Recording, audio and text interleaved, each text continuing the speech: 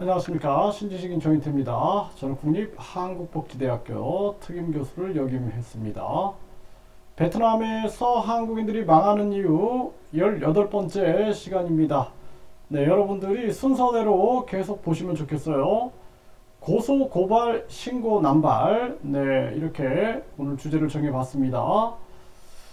제가 이제 베트남에 19년 동안 출장도 가고 여행도 가고 뭐 특강도 가고 그럴 때는 전혀 못 느꼈는데 이제 베트남의 법인을 설립하고 나서부터 진짜 베트남을 느끼게 된 거죠. 그래서 제가 이거 항상 보여드리지만 이렇게 직접 제 이름으로 이렇게 경영허가증을 받아가지고 직접 경영을 했던 곳입니다. 투자허가서를 받았죠. 이렇게. 네, 그래서 교육 분야에서의 외국 투자 협력에 대한 그래서 외국어 교육 및 외국어 교육센터 투자 허가 번호 이렇게 해가지고 이제 허가를 받아서 활동을 했고 직접 이렇게 투자 비자를 3년 투자 비자를 받아가지고 계속 경영을 한 거죠. 그래서 이 베트남에서 경영을 하다 보면은 이 영수증도 보면은 직원이 중간에서 가로채 가지고 자기가 돈을 받은 거예요. 그래서 여기도 보면은 한 1,500, 그러니까 100, 일십, 백, 천만, 십만, 백만, 천만, 억, 1억 5천, 1억 5천만 동, 그러니까 1억 5천만 동이면 약 700만 원 정도. 이거를 중간에서 돈을 받아놓고, 그래 놓고, 이 이제 증거가 잡힌 거죠. 이렇게 영수증 증거가 잡힌 겁니다. 그래서 영수증에서 완벽하게 빼박 증거가 딱 나온 거예요. 이렇게 되는 딱 순간, 이 직원은 저를 역으로 고소고발을 해버립니다. 그래서 이런 일들이 터지는 거예요. 물론 이제 제가 항상 말씀을 드리지만 베트남에도 좋은 사람들이 참 많고 착한 사람들도 많습니다. 그런데 제가 겪은 얘기만 해드리는 거예요. 그래서 여러분들이 오해가 없길 바라겠습니다. 그래서 이 돈을 이렇게 중간에서 가로채 놓고 이것을 이제 딱 증거를 보여주게 되면은 그때부터는 고소고발 신고가 남발이 되는 겁니다. 항상 그 변호사들을 데리고 오는 거죠. 이런 증거물들을 완전히 확보해 가지고 대응을 하게 되면은 결국에는 이런 일들이 터지게 되는 거예요. 그래서 여러분들이 한번 생각을 해 보십시오. 뭐 횡령이 일어났어. 네, 횡령이 일어나고 또는 각종 뭐 차에다가 약을 탔어. 뭐 이런 사건들이 터졌습니다. 그러면 여러분들이 한국 같으면은 바로 고소고발 신고를 할 수가 있어요. 그런데 외국이야. 어떻게 할 겁니까? 여러분 대사관에다 연락해요? 그럼 대사관은 뭐라 그래요? 대사관은 우리는 외교부예요. 이렇게 얘기를 해요. 우리는 외교부기 때문에 우리는 외교하는 곳이지 이런 문제 해결해 주는 곳이 아니에요. 이렇게 얘기를 합니다. 그러면은 이제 그 대사관에서는 무슨 얘기를 하냐면은 베트남 경찰서에 가서 신고를 하세요. 이렇게 얘기를 해요. 신고를 하고 나중에 담당 경찰관이 정해지게 되면은 우리한테 알려주세요. 그러면 우리가 외교적으로 공정한 수사를 해달라. 이 정도는 해드릴 수 있습니다. 이렇게 얘기를 합니다. 그러면은 신고를 하러 경찰서에 가서 어떻게 통역관 지원도 없어. 대사관에서 통역 지원해 줍니까? 그런 거 없어요. 알아서 하세요. 이렇게 얘기를 합니다. 그러면은 이제 본인이 통역을 마련해야 되는데 이 통역이 과연 경찰에 가가지고 그 어떤 그 중압감, 그 사회주의 공산주의 국가에서 그 두려움 이런 것 때문에 제대로 통역이 될까 한번 생각을 해보십시오. 변호사? 한국 변호사 사무실 있잖아요. 베트남에 보면 한국 무슨 로펌들이 들어와 있잖아요. 그 사람들 변호가 베트남에서는 안 됩니다. 인정이 안 돼요. 여기는 사회주의 공산주의 국가이기 때문에 한국 변호사 자격증이 인정이 안 돼요. 그 베트남 변호사들이 과연 뭐 누구 편을 들까요? 한번 생각을 해보세요. 여러분들이 객관적으로 생각을 해보세요. 공산주의 사회주의에 맞서가지고 정의를 세울 수 있을 것인가 한번 생각을 해보십시오. 그리고 상대방이 저도 이제 이런 사건을 겪었는데 이런 빼박 증거를 가지고 제가 도저히 안 되겠다. 이 배신감이 너무 커가지고 제가 13년 동안 도와줬던 사람이 그런 중간에서 나쁜 짓을 했기 때문에 도저히 안 되겠다. 이거는 해서 이제 제가 제 제자를 데리고 가서 이렇게 이제 고소장을 접수를 했어요. 고소장을 접수를 했는데 그래가지고 고소장이 접수가 되니까 바로 경찰이 저를 수사를 합니다. 왜? 상대방이 저를 고소했다라는 거예요.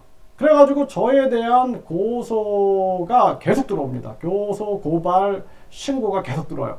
뭐 이런 뭐 환경적인 문제가 있었다. 뭐 직원을 관리할 때 뭐 이런 문제가 있었다. 뭐 알게 모르는 아무것도 모르는 그런 일들을 가지고 계속 고소, 고발, 신고를 계속 합니다. 그러면 어떻게 될까요? 매주 가야 돼. 매주. 경찰서에서 매주 막 주에 2번씩 부르고 막 그래. 그러면 아무 일도 못해요. 저는 이제 교육 일을 했으니까 뭐 학생들 가르치는 일도 못하는 거예요. 계속 경찰이 와라. 그러면은 우리 같으면은 우리나라 경찰한테는 언제쯤 시간을 이렇게 조정해서 그때 합시다 이렇게 되잖아요. 이런 게. 그런데 여기서는 그냥 언제 와라 그러면 가야 돼 그냥. 그래서 직원들한테도 이거 내가 바쁘니까 이때 못 가고 언제로 조정해달라 그러면은 그런 거 안 돼요. 그냥 베트남은 오라면 가야 돼요. 이렇게 얘기를 합니다. 그러니까 지금 뭐 그 한 가족이 한국에서 제조업이 도저히 안 되니까 이제 베트남에서 제조업을 하겠다. 그래가지고 남편, 부인, 아들 이렇게 셋이 이제 베트남에 온 거예요. 와가지고 제 사무실에 찾아와가지고 이런저런 얘기를 하는 겁니다. 그래서 제가 제발 함부로 투자하지 마시고 일단 여행이나 하시고 그렇게 하세요. 제발. 제가 그런 얘기를 많이 했어요. 한 3시간 정도 얘기했습니다. 그래서 내가 왜 그분들한테 그런 얘기를 왜 하겠어요. 걱정돼서 말씀드리는 거지. 나중에 직원들이 횡령을 한다든지 어떤 문제가 생겼어요. 그래서 이 문제를 대사관에서 도움도 청할 수가 없고 그리고 대사관은 끝까지 도움을 주지 않아요. 그래서 제가 오죽하면은 법정에 섰다 그랬잖아요. 법정. 이 법정에 서가지고 재판을 받는 그날까지 대사관에서 해준 거는 딱 그거예요. 뭐 연락처 정해주세요. 알려주세요. 우리가 뭐 공정하게 해달라고 그 전화 한번 할게요. 요 정도지 아무것도 도와주지 않아요. 그래서 제가 5기를 가지고 이 재판정까지 갔어요. 그러니까 경찰 수사, 검찰 수사, 판사도 부르더라고요. 여기는 판사 뭐 신문 같은 거 다 거치고 재판까지 가가지고 변호사들이 계속 장난을 치길래 변호사도 선임 안 하고 혼자서 제자 그 통역사를 데리고 가가지고 여기서 법정에서 제가 이 일을 진행을 했습니다. 이때 생각하면은 얼마나 끔찍했는지 몰라요, 제가. 그런데 끝나고 나서 이제 제가 승소했어요. 승소하고 그 상대방이 징역 2년을 받았는데 그때 이제 대사관에 연락을 해가지고 담당 영사한테 이렇게 해서 결과가 나왔고 제가 항소는 포기했습니다. 일단은 상대방 2년 징역이 떨어졌고 그랬더니 교민들 중에서 이렇게 하신 분은 처음인데요. 이런 얘기를 하는 거예요. 네, 처음인데요. 이런 얘기를 해요. 그래서 내가 이거 진짜로 뭔가 이 한국인들이 여기서 이렇게 계속 당하는 것만이 아니라 뭔가 이런 사례들도 만들어줘야겠다 해가지고 내가 끝까지 이거 버텼습니다. 그리고 대사관도 이게 뭔가 지원 시스템이 없으면은 이거 결국에는 그 안에 죽습니다. 이 재판하기 전에 죽어요. 그러니까 제가 살해 위협을 계속 받는데 대사관에서는 보호해줄 수 있는 길이 없다 이거죠. 죽으면 뭐 시체 수습 같은 건 해주겠지만 아무것도 해줄 수 있는 게 없는 거예요. 그러니까 대사관에 뭐 피신 장소도 없습니까? 그것도 없다. 그러니까 결국에는 한국으로 들어가라는 얘기밖에 안 하는 거예요. 한국으로 들어가라. 그래서 우리가 베트남에서 한국인들이 망하는 이유, 고소고발, 신고, 남발한다. 그래서 나중에 뭐 예를 들어서 텃세를 부릴 때도 마찬가지예요. 텃세를 부릴 때도 계속 신고하는 거예요. 그 주변 사람들이 그냥 우리 학생들이 그냥 저희가 이제 이렇게 임대한 그 건물에서 생활을 하는 거죠. 그러니까 이제 그걸 가지고 꼬투리를 잡는 거예요. 꼬투리를 잡아서 신고를 계속 하는 거예요. 네, 왜냐하면은 자기들 그 하숙하는데 영향을 미칠까봐 계속 신고하고, 그리고 뭐 진짜 학생들에게 뭐 그냥 한국 문화를 체험시켜주기 위해서 김밥이나 떡볶이 뭐 이런 거 판매를 하기 위해서 뭔가 진행을 하면은 그것도 계속 신고를 합니다. 그래서 경찰 뭐 지역 공무원 뭐 또 인민위원들 계속 와가지고 계속 힘들게 만들어 버려요.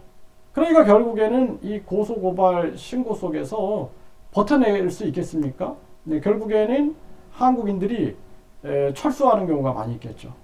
네, 그래서 제가 요즘에도 뭐 한국 기업들이 굉장히 많이 힘들다, 그래서 뭐 투자가 70% 급감했다 그러는데, 요즘에 보면 언론 뭐 방송, 특정 언론 방송에서 막 베트남 띄우고 베트남이 좋다 막 계속 나와요.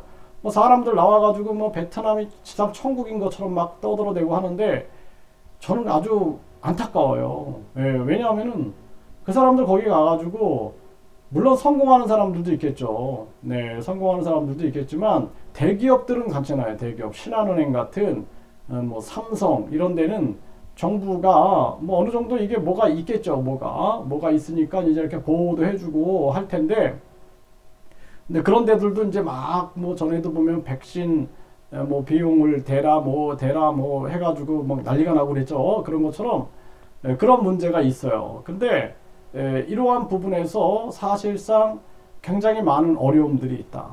네, 그래서 제 지인도 견디다 못해. 그분은 얘기는 딱 이랬어요. 돈을 벌게 내버려 두지 않는다. 이런 얘기를 하더라고요. 예, 돈을 벌게 내버려 두지 않는다.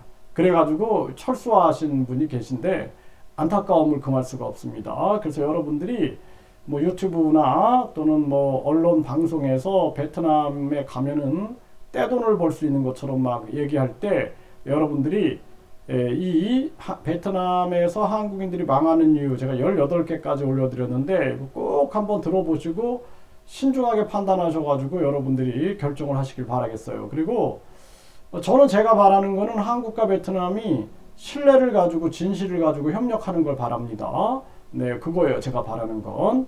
그래서 서로가 베트남 사람들이 한국에도 한 20만 명이 있고 베트남에 한국인들이 20만 명이 있는데, 서로 진실과 공정과 그리고 바른 협력을 제가 바라는 마음에서 이런 영상을 올리는 거지, 뭐 누가 누구를 뭐 안 좋다 뭐 이런 얘기 하고 싶어서 올리는 게 아닙니다. 또 뭐 가짜 결혼 얘기 같은 경우도 제가 올려드리는 이유는 뭐 결혼에서 행복하게 사시는 분들도 항상 있다라고 말씀을 드리죠. 그런데 그런 걸 미연에 방지해 가지고 서로가 신뢰를 갖기 위해서 말씀을 드리는 거다. 이거 꼭 말씀을 드리니까 오해 없으시기 바라겠습니다.